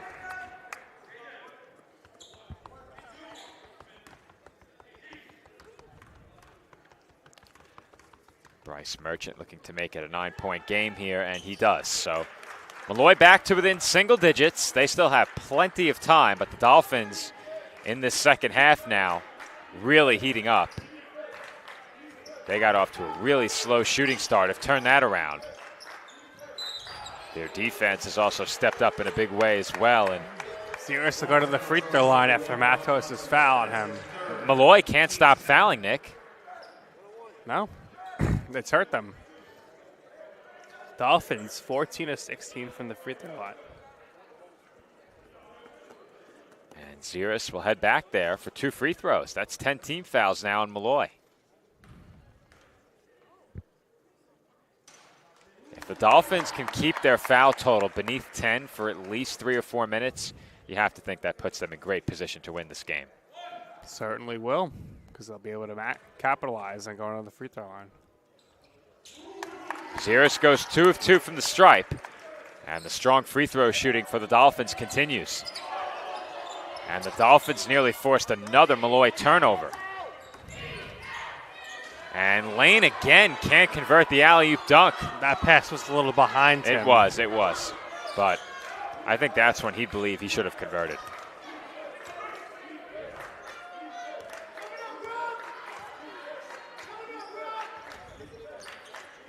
Chestnut for Ziris. Bounce pass to Mallory is just saved by Messiah. 5 to shoot. Clancy, runner. No good. Clancy looked like he was fouled. Definitely close call. Matos puts up an air ball. Crowd loves that. Clancy. And I think Goldstein wanted that one. Dolphins will use some clock here. 6:45 to go. Mallory for Ziris. 7 to shoot. Ziris, too strong. And Mallory with a bad foul there. That's a foul, so free throw coming up here from Molloy. That's a waste of a foul. Messiah knew it as soon as he did it, too. perhaps, if Shumpert misses the front end of the 1-and-1. Maybe not so wasteful.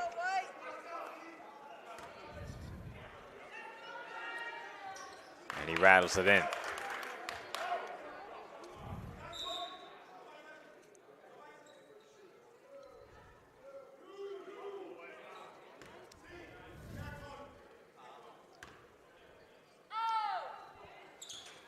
And the second free throw is no good.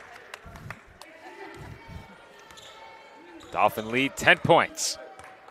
Under 6.5 to play. Chestnut has a step and can't get the bank shot to go. Lane with another rebound. 16th. 16 rebounds, 4 of 10 from the field with 8 points. And it is now an 8-point game.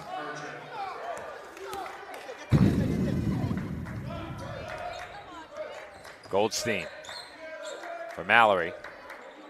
Mallory off the jab step. Spins, hook shot was blocked. Thought Mallory might have thought about taking the 3 there.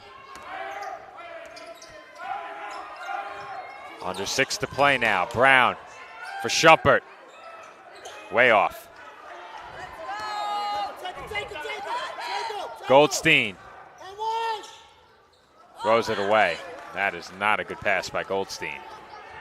Matos gets the roll on the lay-in. And I think the Dolphins... 6-point game now. They look to call a timeout. I thought perhaps TJ Tibbs was on the court to call time. And they wanted them to get in the front court. Yeah. Yeah, you got the sense that the Dolphins would probably call for time there. And just when you think CSI has put enough distance between themselves and Molloy, the Lions come storming back. This will be a 30-second timeout, so we will stay right here. But Molloy, to their credit, has been a resilient bunch tonight. The Dolphins, in this second half, have gone in front by 10+, and each time, Molloy has worked their way back closer. Yeah, a lot of fight in this Molloy team. And it helps to have Matt Lane with 16 rebounds, giving your team all sorts of opportunities in the paint. He's got a few blocks as well. He's really impacted the game. It's hard to believe when you have a big in the middle who can be such a disruption with 16 rebounds that the Dolphins are winning the rebounding battle, 36-35. Yeah, I mean, that's pretty crazy, especially because Shumpert also has 8 rebounds, but the Dolphins just overall, a lot of players with 3+ rebounds. Dolphins left with 17 to shoot. Zeris has it. Now Chestnut for Clancy. 7 on the shot clock. Bounce pass inside, and Chestnut was blocked. I think they reset the shot clock there. That must have hit the bottom of the rim. Kick ball here.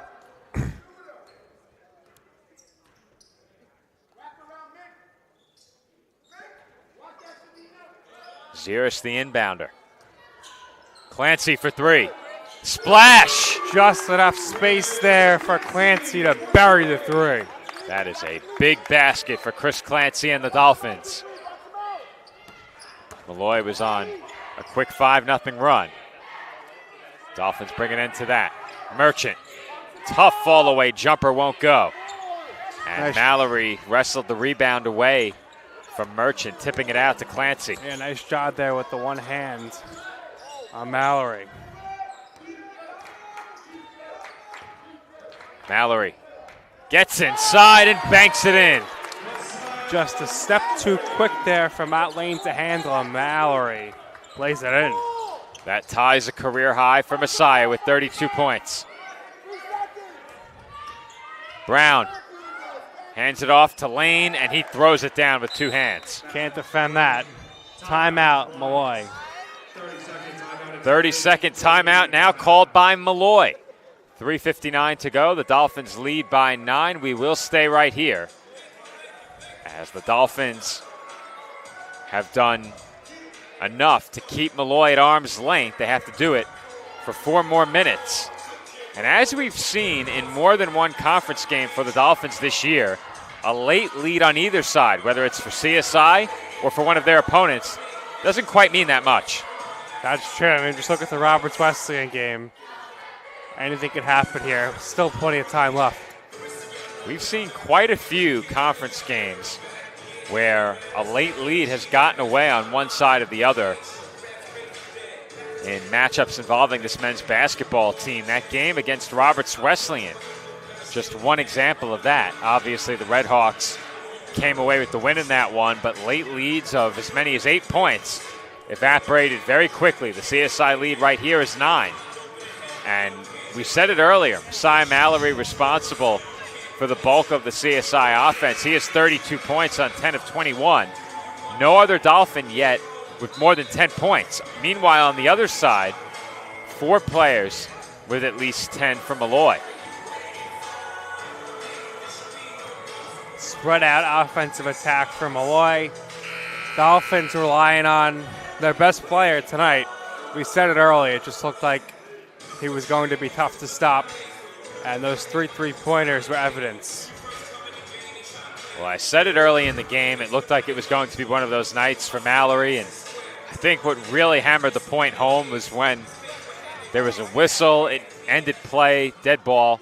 And Mallory put up a shot after the whistle, rattled it in, tough fadeaway along the baseline. You can just tell that he's had it tonight. It doesn't hurt that he's 9 of 10 from the line. Certainly has helped the scoring. Chestnut off the handoff from Mallory, hangs and can't hit. You hate to see a possession that quickly end with a tough shot like that. Right. Dolphins really haven't been able to capitalize about being in the double bonus so far. No, they haven't. As Shumpert is a bit strong on the 3, rebounded by Goldstein. Goldstein, 6 rebounds. We approach 3 minutes to play with the Dolphins leading by 9.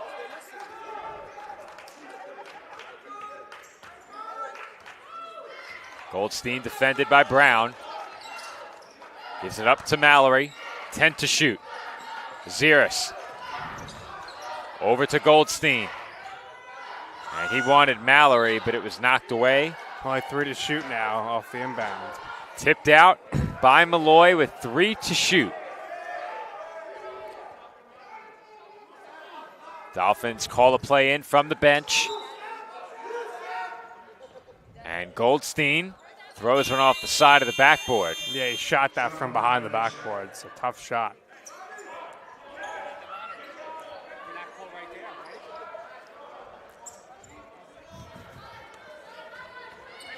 Under 3 minutes to play now. We spoke to the officials before the game, Nick, and we'll wait for another stoppage to elaborate, but it appears as Matos knocks down that step-back jumper, that replay usage around the conference is back. Certainly back. Apparently we didn't get the memo. I was told we cannot use instant replay this season. That's what I was told. As far as I'm hearing, everyone else is using replay. That's what it sounds like. I've had multiple people ask me about our replays. I'll have to check with Coach Tibbs, I think. He'll probably give us the best answer. Well, I was told that a call involving conference commissioner, the athletic directors, and senior administrators ended in an agreement that replay would not be used because not every school had the capability. Now it appears everyone has the capability except us. We have the capability. We're just we do. We're following the rules. We like to be very compliant around That's here. right. They call Nick and I the kings of compliance. Absolutely. That might be Brian. But as I always say, nobody is more compliant than me. Well, we're going to have to figure this out before our last 5 games here. I actually had a new monitor donated to me. So we could use that. It's a very nice monitor. Who donated that? I can't say. Someone on campus or elsewhere? No, elsewhere. I can't say because I don't know if they realize they donated. Foul called.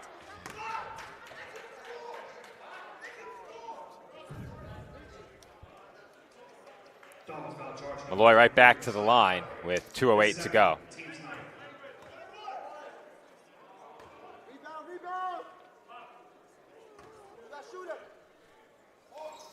And the free throw is no good on the front end of the 1-and-1.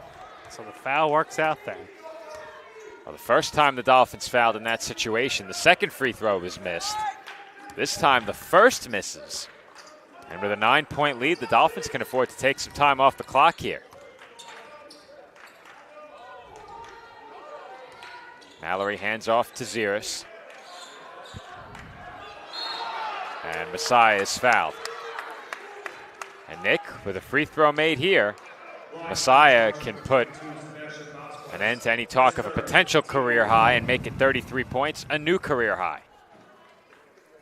Well, he's got 2 chances at it right now. He was at 30 with about 8 minutes to go.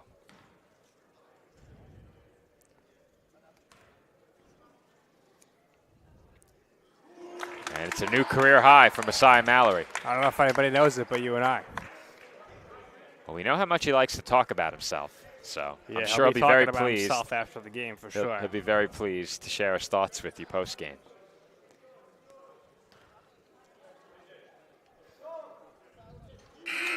You have to ask him, does Big Match John get number 17 this year? Oh, man. All right, I got to work at some John Cena talk. The Dolphins lead by 11. Under 1:40 to play. Molloy has to hurry here. Matos to the rim. Draws a foul. Now, how many times has Messiah won ECC Player of the Week this season? This season, I don't think he has won it. How about, well, he's got a good pace this chance. How about Defensive Player of the Week? I think twice. Okay. All of that information is in our player bios. Well, I think Messiah will be getting a nomination for ECC Player and Defensive Player of the Week. And Joey Poulin might get a nomination for Rookie of the Week with 5 rebounds. He had a nice game against Stack. He just did it in the wrong week. Yeah. 15 points. Full timeout called by Molloy with 91 seconds to go, so we will step aside. Our score with 1:31 remaining, Staten Island 82, Molloy 73. No, I'm right. The podcast that uncovers the origin stories of some of the biggest names in sports, media, and entertainment. Nick Durst here along with Joe Calabrese. Here we are, 200 episodes later, about 150 episodes with guests, our friends, soon to be your friends. Well, it's pretty clear, Joe, that it's all about You Know I'm Right, the podcast. That's my You Know I'm Right moment. Wanted to do a podcast, and everyone was like, what are you, crazy? Who's going to listen? You're not going to get guests. Well, guess what? I'm the best when it comes to getting guests. You could vouch for that. I am so happy that you asked me to do this. I couldn't have been more thrilled. And follow us on socials, check us out. I promise you, if you want to work in media, whether you work in media now, whether you want to quit your job and work in media, come to us, and I promise you, we will get you on the right foot. That's what it's all about, uncovering the origin stories of some of the biggest names in sports, media, and entertainment. Keep it locked on You Know I'm Right.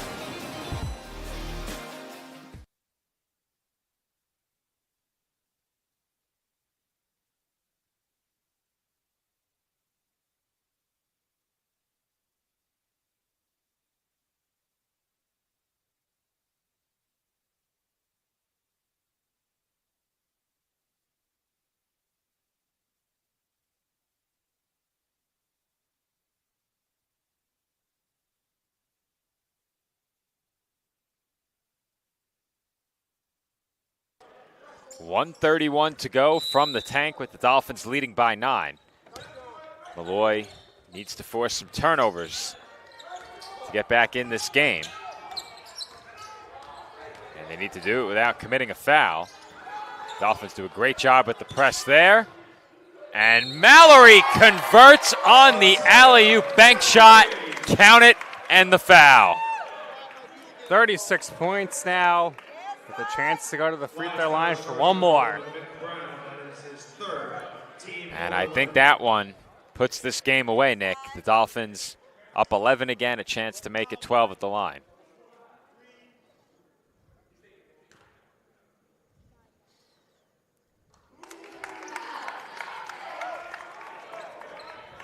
Mallory now with 37 points. See if he can add to that. Matos gets to the rim and lays it in. Yeah, smart by the Dolphins not to commit a foul. That was very quick and very easy on the side of Molloy. And Clancy was fouled. The Lions can't believe it. 10-point game, and this would make it 11 or 12 if these free throws are good. Team of 11.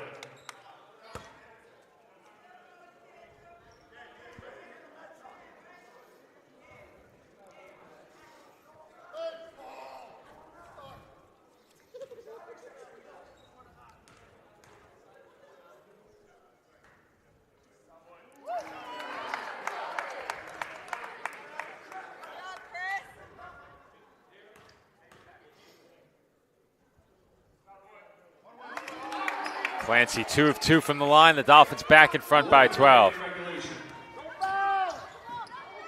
And Matos can't convert the layup. See if the Lions ease off here.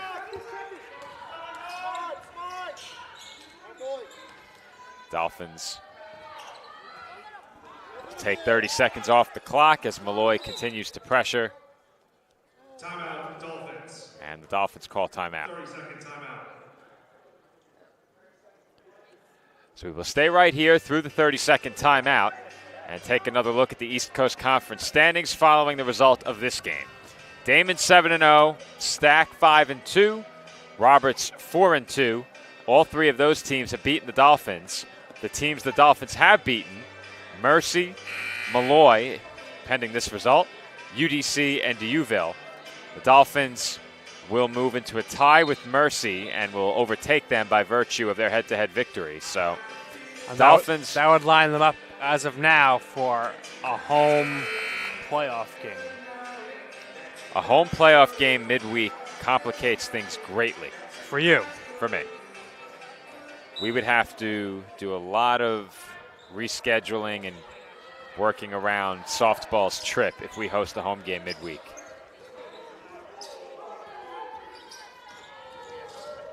Five to shoot for the Dolphins here, and they turn it over. Matos to the rim, and Chestnut commits the foul. Dolphins foul charge number 3, JJ Chestnut. It's a 12-point game. I'm not sure it will matter. Matos to the line with a chance to make it a 10-point game.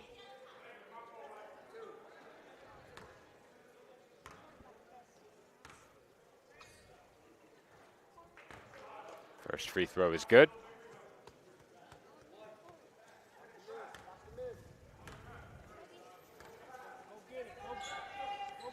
And Matos goes 2 of 2 from the line, so he now has 28 points. Make it 30. So 2 30-point scorers tonight, one for each team. And it will be Messiah Mallory and the Dolphins that will take the win in this one. Our final score, Staten Island 87 and Molloy 77. Messiah Mallory, our TLC Physical Therapy Player of the Game, will join Nick on the floor coming up next.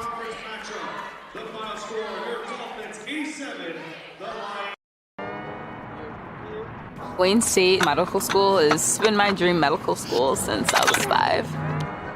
Athletics are important, but so is service, so is research, so is becoming a better person. And we expect you to do well athletically, but don't forget the reason you're here, which is to give back to your community and to get good grades. It was my sophomore indoor season. It was the first year with our new head coach. And he comes in and he's like, we could be a national contending team if you guys work hard. And I heard him and I was like, well, I want to be a national champion. I want to be an All-American. And I bought in because he bought into our team. And I qualified to go to indoor nationals. I decided I wanted it, so I went and grabbed it.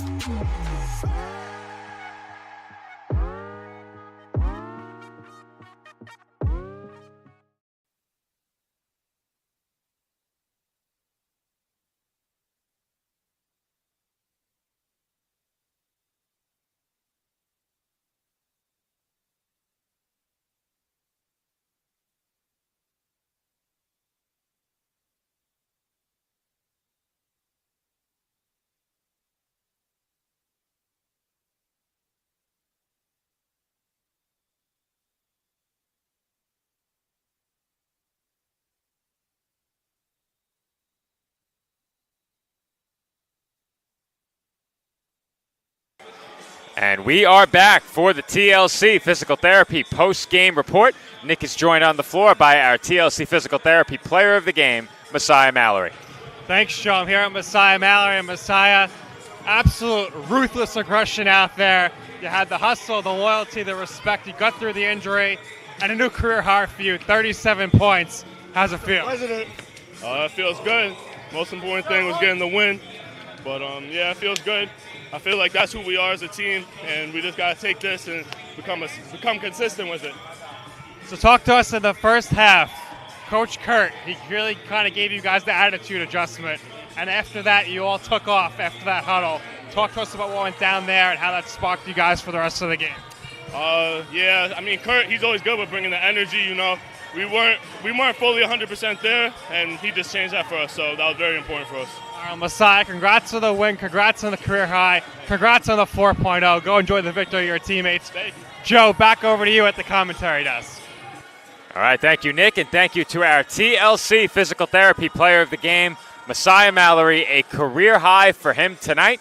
He scores 37 points in a Dolphins win as CSI defeats Molloy 87-77. The Dolphins end their 2-game losing skid. They improved to 8-11 on the season and are now 4-3 in conference play.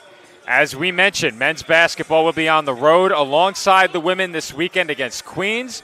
We do not have another men's basketball game for quite some time. Our next men's basketball broadcast here on Sportsnet is not until the month of February. Saturday, February 8th, our next men's basketball broadcast here on CSI Sportsnet. Be sure to tune in for that. However, you can catch all of the road games coming up on the ECC network. As we were greeted by Coach Tibbs to end the night. And that's a fitting way to end it. The Dolphins win 87-77. Everyone enjoy the rest of your Wednesday night. And we will see you back here on Sportsnet on February 5th for women's basketball.